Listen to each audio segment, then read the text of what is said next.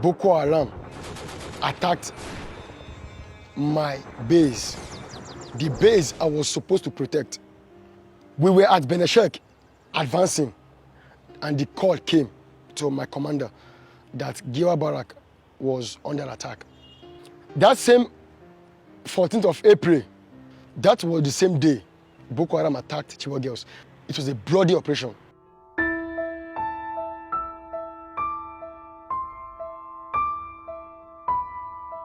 I am Trooper Tempola Honanya, a Special Forces soldier.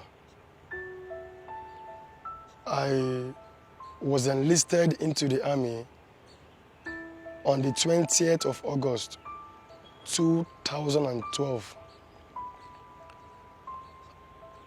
After my enlistment, I passed out from training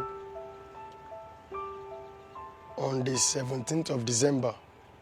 After that, I was transferred.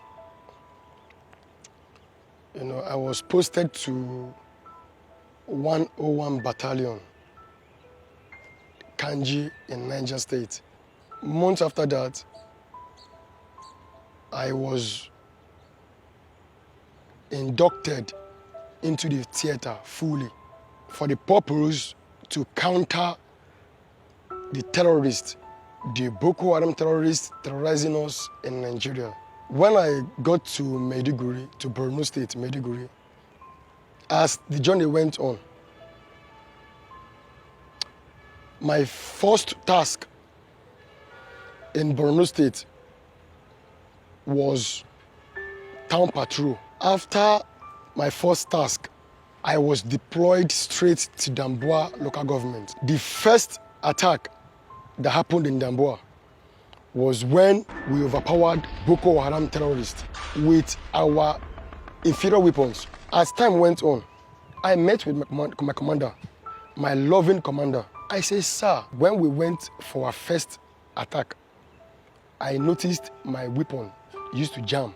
The weapon is jamming, it jams. So he said to me that there is an alternative. He said I should make sure that I service my rifle on daily basis, like every morning. I said, Ogasa, I normally used to service my rifle daily because of the terrain. The first day I went to Sambisa Forest, my first encounter in Sambisa Forest was when I knew that what Boko Haram terrorists use against my troop was more sophisticated than the one I used. When we got engaged in a fierce battle, as they were firing and we were firing, I discovered my weapon, the sound of my weapon was nowhere near. I discovered they were using Browning machine gun.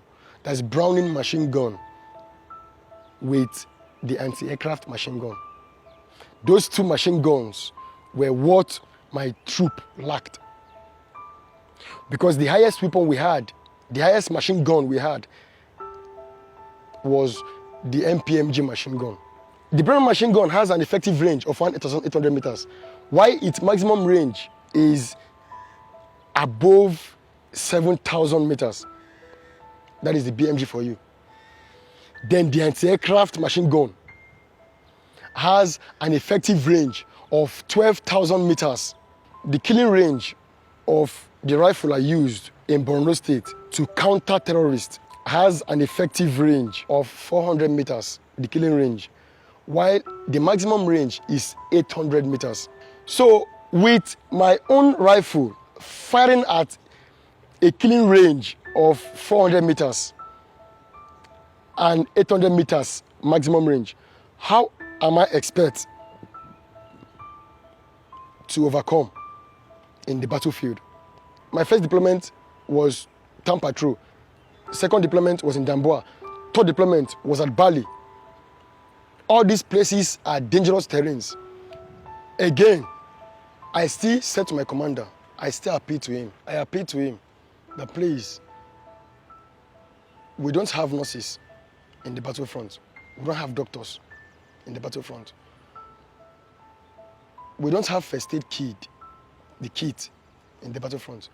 How do we expect to help ourselves should in case anyone gets injured, like bullet injury? As time goes on, after Damboa, we move to Bali. Bali is an open ground, a rugged terrain, but very open. As time went on, the complaint became rampant. Not only me alone. Soldiers began to complain. Because my boss told me that weapon issue has been one of the greatest challenges facing the army ever since. So when we started losing men,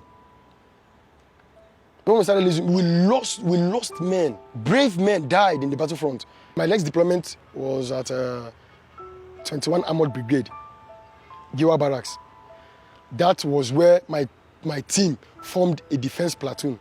We were briefed of a threat by Bokoram terrorists. Unknown to us that their plan was to use that attack as a means of decoy, for everybody to concentrate on that barracks. That was when Giwa Barrack was attacked. 14th of April, 2014 was when Boko Haram attacked my base, the base I was supposed to protect. We were at Beneshek advancing, and the call came to my commander that Giwa Barrack was under attack. We had to leave, we had to turn immediately from Beneshek back to 21 Armored Brigade to repel the attack. But before we go there, Boko Haram terrorists had already caused damage. That day was bloody. Soldiers died, but I cannot ascertain the number of soldiers that died on that day. Soldiers died. Boko Haram terrorists, most of them never escaped. Most of them never escaped. They did not escape.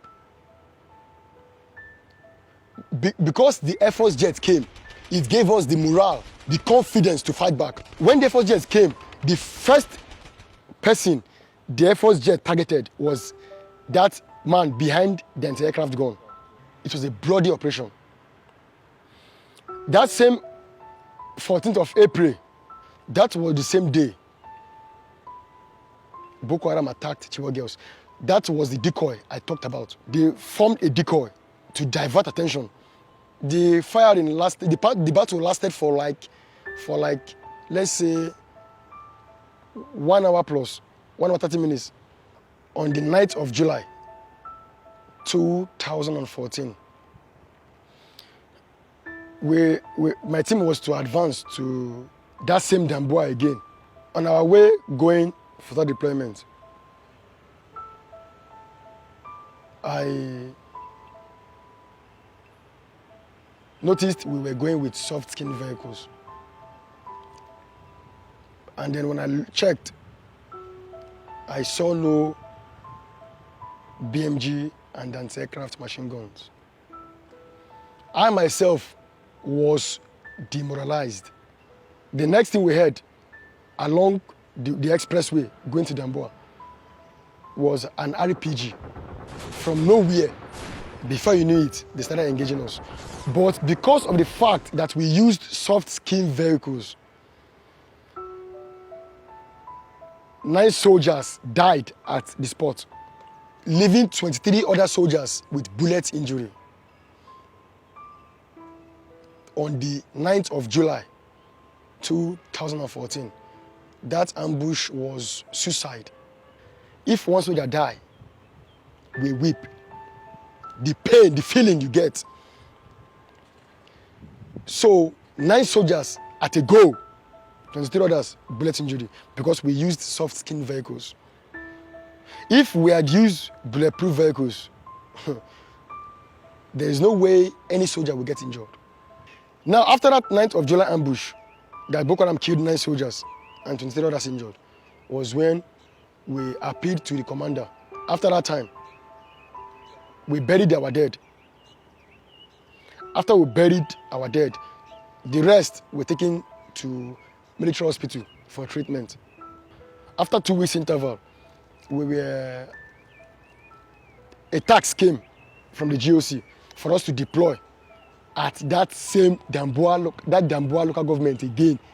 Damboa again, same Damboa again that we went to and couldn't combat these people very effectively because we lacked support weapons. A call came from nowhere that my troop refused order. That was the information that came, that my troop refused order. My troop did not refuse order. We waited. Me, myself, I waited. I waited there waiting for the weapon to come so we can advance with. And they brought that old armored personnel carrier, that old Stair APC. I waited to see if there were other weapons to support, to back up that Stair APC. No weapon came. No weapon came. So at such, I had to mellow down. They know they use Mozu Duam, maybe by Mozu. So that was when an order came for us, my team, to be arrested. What? Why are we going to be arrested?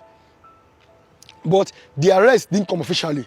What came at first was that we want to be briefed, that the GOC wants to brief us. You know, I felt very discouraged after a 1 year heavy gun battle duel against terrorists, defending my country, defending my nation. The next thing that I saw was handcuff. From handcuff, I was taken into custody. And then I asked the military police intelligence why he handcuffed me.